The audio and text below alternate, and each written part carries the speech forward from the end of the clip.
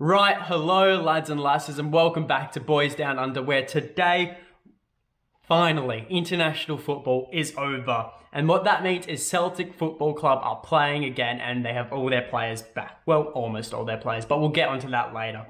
So today we're going to be covering who has gone off onto international break, any notable injuries they've picked up, and of course, their form in the games. Now, we're going to be highlighting a couple players who really stood out and really have showed their class during the international break. But before we get into the video though, I'm setting a goal of 1,000 subscribers before kickoff against Ross County. Look, at the end of the day, you've got to aim for the stars, and 1,000 subscribers is the benchmark right now, so let's try and hit that. Now, without a further ado, let's get into it. So, a nice infographic here, you can see, I love my little infographics. And so, we actually had a lot of players on international duty. So without any particular order, Turnbull and McGregor played for Scotland. You had Liel Abada and Nir Baton play for Israel or Palestine, whatever you want to call it. Josip Juranovic played for Croatia. Karl Starfelt represented Sweden. Connor Hazard for Northern Ireland. Liam Scales made a brief appearance in the Republic of Ireland for the Republic of Ireland. Kyogo played in Japan, Tommy Rogic in my home country of Australia, and then Welshie and Monty playing for Scotland's under-21s. So I'm going to start this by highlighting three key players who I think really excelled during the international break. Now that is McGregor, Juranovic, and Rogic. Juranovic and Rogic, very similar names I just realised. And well, these three I'd say not only continued their club form, but they improved on it, they built on it. And I think they're coming back to the club in a much better shape than they did when they left, even though they were in an extremely good one at that time. So I'm going to start with McGregor. Now, Callum McGregor, he played 2 out of 3 of Scotland's World Cup qualifier games. He played against Austria and he played against Denmark. Now, the game I'm highlighting is the Austrian game. He was absolutely sensational for Scotland. Now, not to mention, Scotland do have a strong midfield. They have some players as well in there, like Billy Gilmore, who can also do a job. But more importantly, Callum McGregor really honed in on his skills and really helped Scotland hold that 1-0 lead against Austria, which was something very promising to see. Now, the more importantly, Josip Juranovic. Yet again, he's putting this pressure on Tony Ralston's right-back spot. And it's really promising. I'm going to say this, it's really promising to see the form Juranovic is in and the fact that he still hasn't broken in to that right-back spot yet, but that could change against Ross County. Now, he had 3 standout games, one of which earning him a man of the match. That was against Russia and in Croatia's 0-0 draw. Apparently he played out of his skin. I didn't watch it because I'm not a Croatian or Russian, so I don't know, but that's what I've heard. And well, it just opens up the debate of who deserves this right-back spot more.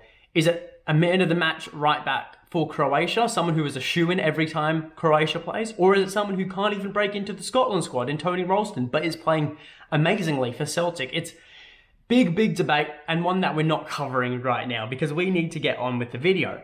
And Tommy Rogic is the final player I'm going to talk about. And he's represented Australia for quite a while, but he's never really been able to excel. He's never been able to excel at national team level. He's never found his form there.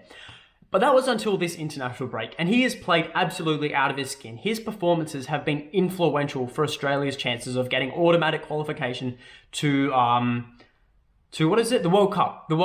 Because if you get first in a group stage in here, we get automatic qualification. It's different to Europe, but it is very promising from Rogic the way he has been playing.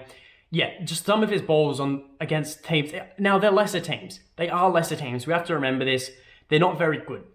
But you cannot discredit the performance of Tommy Rogic because despite not being very good teams, they certainly put up a fight for their lack of quality. And, they brought the fight to Australia, but players like Tommy Rogic nullified that. They nullified it and they put their own pressure on these oppositions and absolutely made the game their own. Now, into injuries. And yes, this is the bit you've all been waiting for. What is the matter with Kyogo Furuhashi? Well, he came off in Japan's 1-0 win over China with knee problems. We all saw it. Well, we've all seen the photos, the video. We've all seen he's got knee issues. And he was rushed back to Scotland for scans, assessments, whatever you want to call it, an appointment. Now, yesterday was very promising. This is the timeline of how these injury updates have gone. Yesterday, I saw a post on Facebook of a fan having a selfie with Kyogo in a nice restaurant or whatever it was. Now, I'm not going to show it or anything because, you know, privacy issues and I don't want to expose personal information, la-di-la-di-la. But there were comments under the post asking, oh, is he okay? Were you able to ask him what's wrong with his knee? Now, apparently he was walking around fine. He could walk around normally. He didn't appear to have a single limp up and down stairs. He was normal. He was walking like a normal average person. And when he tried to ask Kyogo about his knee, well, obviously there's a significant language barrier there. And poor Kyogo could not understand the lad one bit, and so he obviously just let him go at that point. Now, seeing this, I thought in my head, okay, Celtic aren't reporting this because he's fine. He has no injuries, he's ready to go against Ross County, and yeah, that's that. But that was until this morning when I woke up and it was absolutely heartbreaking to see the Sun reporting Kyogo will be out for a month, which means 7 games, which is very, very, very, very sad because look, Kyogo is one of those players who is so damaging. His runs, his creative runs, and his movement in the middle of the park is absolutely so damaging. He's one of the best players at Celtic Football Club right now, and no one can argue against that. And it will be so detrimental to our league and Europa League campaign if Kyogo is not there. Obviously, we haven't seen Giacomakis play. We don't know what he brings, but from what we've seen from this club so far, from the squad, Kyogo must be there. And look, it is worrying that the Sun is reporting he will miss a whole month of football. But at the end of the day, it's the Sun. Yet again, not a very reliable news media outlet. We all know this. So until the club announces something, I'm not personally going to believe anything. I'll have my doubts. I'll have my worries. But until the club says something, yeah, I don't know. It's all just rumours, bells and whistles, whatever you want to call it. But like I just mentioned, on a positive note, this could see the emergence of Georgios Giacomakis on Saturday. But this is, remember, only if the Sun is accurate. But I wouldn't mind seeing Giacomakis play. I don't want to see Kyogo out for a month, but it's a very hard one because they're both very, very good players. One is proven to be good for Celtic. The other we still have not assessed yet. But he's the top scorer in the Eredivisie. He has to be good if he's doing that sort of stuff. But other than this, there are no other injuries to mention. Everyone else came back all fit, all healthy, and it just means our squad is just as strong, or almost as strong as it left. Kyogo obviously bringing that down a bit. But it is great to see, honestly. When we went into the international break, I had fears players were going to get injured.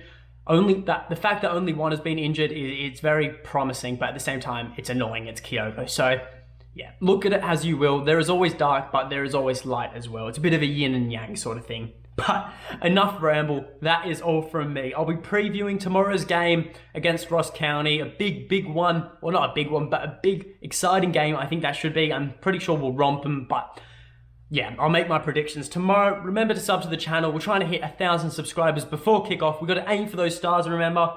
But until next time, hail, hail.